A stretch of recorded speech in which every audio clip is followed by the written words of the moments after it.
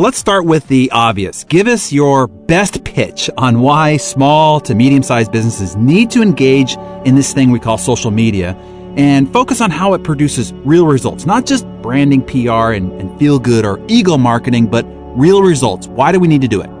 There's really three important reasons. And the first one is simply because that's where your customers are. Facebook alone is over 800 million active users today. LinkedIn has over 100 million users, most of them making $60,000, $70,000 a year or more, a lot of them making well over $100,000. And so if a business wants to tap into these types of buyers, the only way that they're going to be able to do that effectively is through social media marketing. Also, another reason why you need to think about getting into social media marketing as a small or medium-sized business is think about the old adage of word-of-mouth advertising. In the past, we would think of word-of-mouth advertising as some happy customer telling one or two other people how happy they were about your business. Well, in social media, one happy customer can tell thousands, if not more, people about how great your business is. Another reason why is that, we really don't have a choice. Traditional advertising is becoming less and less effective, and our consumers really don't believe our advertising messages are true anymore. But in order to make all of this work, we're going to have to work a system. You can't just get into Facebook and hope to generate customers through Facebook. You've got to have a plan if you're going to be successful. So, number one reason is that's where everyone's at. Number two is that's where everybody's talking. And number three, everywhere else is waning as an effective means of reaching that customer. So, three very compelling points. Okay, so let's save some people from making some disastrous mistakes. What are 3 to 4 of the most common but most ruinous mistakes businesses make in the social media realm? Well, you know what, Darren? The number one biggest mistake that we see is, failing to plan is planning to fail. So many businesses jump into social media without giving any thought into what are they trying to accomplish. They begin by just jumping into engagement. They really need to take a step back and identify, define, and document what does winning look like for their business and how can they help their target audience and where does their target audience like to hang out. And so once you figure that out, now you're in a better position to be successful in social media. So that's the biggest one. The one right behind that is they give up too early. One of the challenges in social media is that it isn't a quick overnight fix. I think a lot of people think because social media is growing as fast as it is, that I can literally just light up a Facebook page or get active on Twitter and immediately I'm going to get instantaneous results. And that's just simply not the case. When you start a social media endeavor or campaign, your community is at zero. You have no community. You have no eyeballs yet. And so you have to spend, 4 to 6 months really building up that community before you can monetize that community. I think this idea of social media can be really overwhelming to the entrepreneur, to the small business owner, because there's a million opinions out there and there's certainly a lot of hype out there. So I just want you to drill it down for those listening. Where does a business get started? Separate out what's really useful to do, those things that will actually move the revenue, customer acquisition, customer retention, and customer advocacy upward, meaning referrals, and what is just a waste of time and distracting. So, Darren, the thing that we have to do is really begin to determine what I call social media currency. Basically what I mean by that, Darren, is what are we going to give away in order to get our customers to connect with us? Leading with value is really the way that social media works, and the value that we're going to lead with is this social media currency, something that our customers don't have that we can make available that would help them make informed buying decisions while they're trying to formulate and make good purchasing decisions. An example of social media currency would be knowledge. You obviously, as a small business owner, you have some information that would really be useful to your potential customer when they're in that buying process. And if you can share a little bit of that knowledge and help them make these informed buying decisions, you'll get customers coming to you in droves. Another thing that we need to do is really determine what we want them to do next. So in other words, if we're going to build a strategy that's going to generate results, we need to be intentional about that next step. What do we do after somebody engages with us in social media, or what do we want them to do? And usually that needs to be more than one thing. So do we want them to walk into our store? Do we want them to pick up the phone and call and schedule an appointment?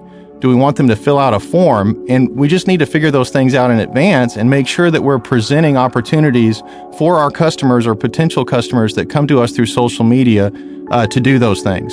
The next thing we need to do is have a content plan that focuses on answering the questions that our potential customers are out there researching in the first place. We need to begin by understanding what are those key questions that our customers are looking to get answered, and let's answer them with our content, and that's really where a good content strategy comes into play. Then you need to build a blog. So you've got to have a place for all this content to exist. And that's a key secret to success, is that your blog is really going to host all that great, valuable information, and you're going to promote that content out in social media, but then drop links back to your blog as you're promoting that content and draw people into an environment that you own and control. So Paul, let me see if I can summarize this for our listeners. It sounds like you gave us a 5.5 point plan. So 1 is, who's your customer, identifying them first in advance. 2, how they're interacting or using social media themselves. 3, where they're hanging out so that you can reach them. And then 4 is, what can you give away? What value can you contribute? And you gave a variety of things that would help people in that regard. And then number 5 is, what do you want them to do next? What's the action you're ultimately driving to get this community to do?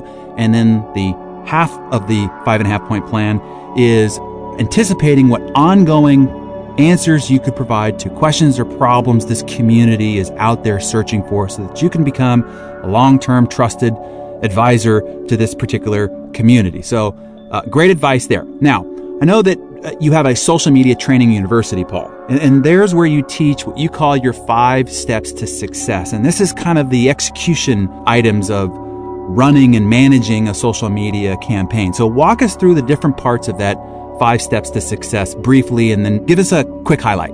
Okay, one of the key things, Darren, that we try to accomplish is coming up with some fundamental actions that individuals need to do day in and day out, regardless of what social media platform that we're talking about, to ensure that they were doing best practices. So the first one is just listening. So the first step we want to do is just listen to the conversations that are going on in social media. The good news is there's a lot of conversations going on that we can see. The bad news is there's a lot of conversations going on that we can see. And so we really want to find those really good conversations where it's my customer asking for help so that I can reach out to them and help them. And that's where understanding your key phrases really come into play. We need to know, when my customer is looking for help, what are those words that they might tweet about or mention in Facebook or even search at a site like Google? And that's really what listening is.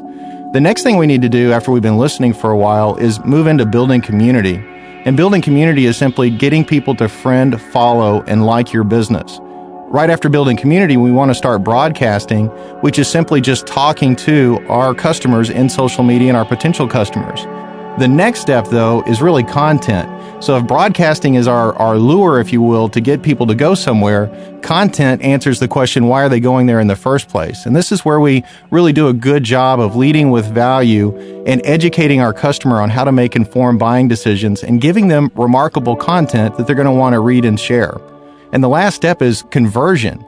Our ultimate goal has got to be to give our buyers an opportunity to raise their hand and ask for help or ask for additional information or to talk to a sales rep or request a quote. And so we have to be intentional in making sure that we've given our customers lots of opportunities through calls to action, etc., to do those things. And that's how we work through the system, regardless of platform, to generate good results.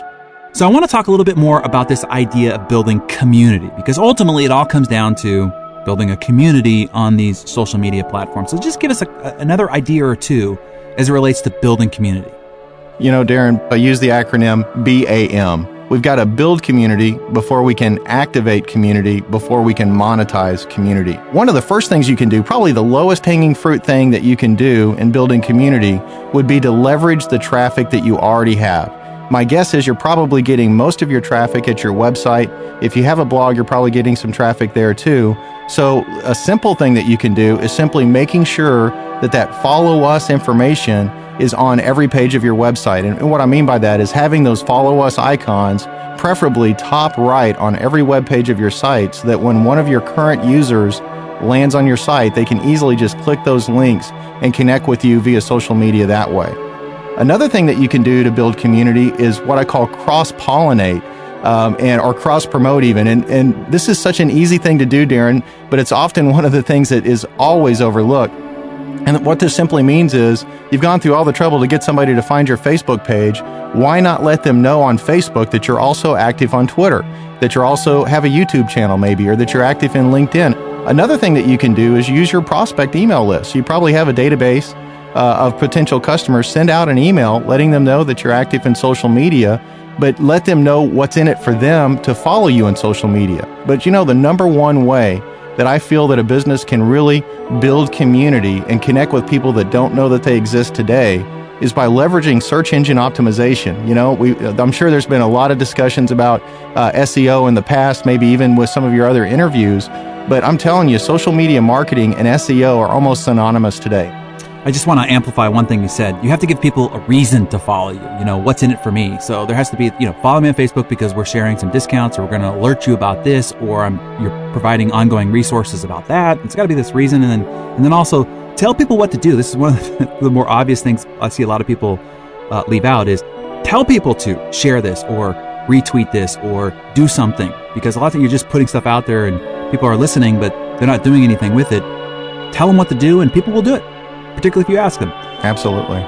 Now, Paul, over the last several months, we've had some of the world's best marketers in the chair that you're sitting in right now, giving our success community their very, very best stuff. So I want to make this distinction so everyone listening can understand the difference between traditional marketing and social media marketing. Can you give us your view of the distinction?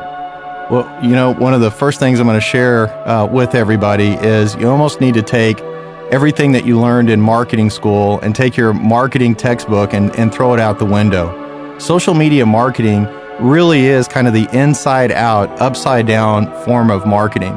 Customers are in control of the conversation. Us marketers and businesses, we are no longer in control of that conversation. We have to be okay riding shotgun in this process. Our job in the world of social media marketing is really to be that social media concierge for our industry. And as we run into people that need help, we need to give them the help that they're looking for. And that's a much better place to be. We can't go around pushing our wares. We've got to go around helping folks. And that's really going to be the key to our success. Now, Paul, there are a lot of options out there in terms of platforms to use. Tell us the most important platforms to focus our efforts on. Well, the number one platform I'm going to share with you is one that you probably aren't even thinking about right now, and that is your blog. Really, all roads should point to your blog. There's several reasons why you want your blog to be kind of central command in this process. The first one is, if you think about shelf life, what do you think the shelf life of a tweet is, or the shelf life of a post on Facebook? You're lucky if the shelf life of that marketing piece of content that you create, either on Twitter or Facebook or even LinkedIn, is a day. I mean, that's as much shelf life as you should expect. But did you know that the shelf life of your blog or an article in your blog is forever? And so if our blog is central command and we're really focusing on that, then we're in a much better position to capture customers over the long haul. I'm glad to hear you say this, Paul, because I get very worried when people start to migrate all their efforts onto, say, Facebook, or you start using Twitter exclusively. The biggest reason, in my opinion, is you don't own the database of your followers on Facebook or Twitter. On your blog, you do. You have the database of those people that are connected to your email feed on your blog. If Facebook decides to turn you off, that community is gone to you. You don't even have their contact information. So I'm really glad to hear you reinforce that message. So now if the blog is the central command, then share with us some common characteristics of a winning business blog campaign. Well, it starts with remarkable content. And so the first thing we have to do is understand that if we're not delivering content that people are going to want to read and then ultimately share, because remember, social media marketing is as much about word of mouth advertising as it is about leading with value. So we've got to create content that people are going to want to read, but also content that people are going to want to share with their peers and their constituents. So when you think about creating remarkable content, one thing that I love to do is tell stories. I think a good blogger is a good storyteller. And so he understands these questions that people want answered, but then he figures out a way to tell a story that really answers those questions. Another key point to success is making sure that your content is very well organized. We do not read blog content, we scan blog content. And so think about the last time you landed on a blog or even a website that had no images on it, 1,000 words of copy. you probably hit the back button as fast as you possibly could. And so what I'm talking about doing is take the time to really look at the words in your blog, make sure you've got great headlines and great subheadlines, and that you're using lists or bulleted text, because that's how people are going to easily consume your content. And once they do, if they feel like it's remarkable, they're going to share it with other people. We also need to measure the success of our blog. And the way that we can do that, there's a couple of ways. One, how often is that particular article being shared? That's really easy to do when you add some of the technology that's out there to enable people to share your blog right from your blog page. You can just see how many times it's connected or how many times it's been shared. But also we can monitor how much traffic we're generating from our blog, either from the web to our blog or from our blog to our website. But ultimately we want to measure conversions, because we want to be intentional even on our blog about giving people the opportunity to take the next step. So you talked about a content strategy. Now that we've got some remarkable content in mind, let's talk about the strategy. So give us the elements for a strong content plan. Well, one of the biggest challenges I see businesses deal with when it comes to developing a content strategy is they don't consider what I call the universal marketing funnel. And there's 3 critical stages to the marketing funnel that we need to address in any good content plan. And that's the awareness stage, basically creating content that would be appealing to our target audience before they're even in market for what we sell. Then we also need, the second stage would be the evaluation stage. So now I've got content that I'm creating for that in-market customer that's going to help them formulate their buying criteria and really vet what are the things that are important to me, versus what are the things I don't care that much about. And that's what evaluation content does. And then we need to have some decision content, which is, why should you buy from me and nobody else? My recipe for success here is, plan out your content strategy a quarter at a time and do at least 1 blog every single week. So that's 12 every quarter. Well, out of those 12, 2 of those should be decision pieces. Why should they buy from you?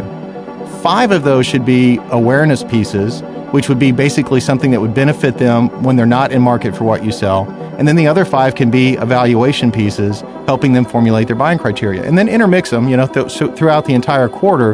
And what you're going to be doing is addressing all of your different buyer types at the different stages of the buying process. And so the last piece of it is, now that we've got a great content schedule, we now need to have a promotion schedule. So a blog isn't going to bring in buyers if it just sits in your blog. We've got to go promote it out there in social media. And when we go look at the different platforms, they have different characteristics and we need to use them in a different way. So for example, once you have a blog post up, when you go to Twitter, you can actually tweet that blog headline multiple times between that post and the next post. Now over on Facebook, you don't want to do that. You don't want to post multiple times the same blog, because that will tune out your audience pretty quick. So what I like to do is 1 Facebook post for that blog at the perfect time of day, whatever I find gives me the most engagement. And then over at LinkedIn, what I want to do is a status update promoting the blog.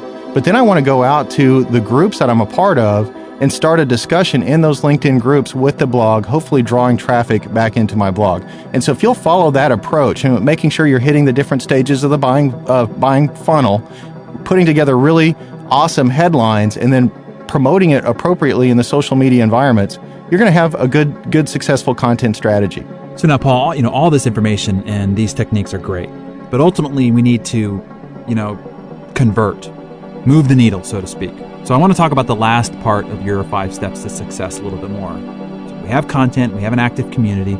Explain how we convert all of this into sales. How do we take it to the bank, so to speak? Well, Darren, we can't come across as used car salesmen. We've already established that doesn't work in social media. But that doesn't mean that we can't be intentional about making sure that everywhere a customer engages with us, or a potential customer engages with us, that we're giving them an opportunity to take the next step.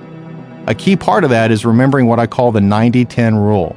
And this is especially true as we're dealing with the social media platforms like Twitter and Facebook. 90% of what we broadcast out there or publish out there has to be useful and meaningful and beneficial to them. And if 90% of our posts are that way, then 10% of the time we can be promotional in what we put out there. And so we can drop a link to a special offer. We can drop a link to a coupon. You also need to understand that there's 2 types of buyers.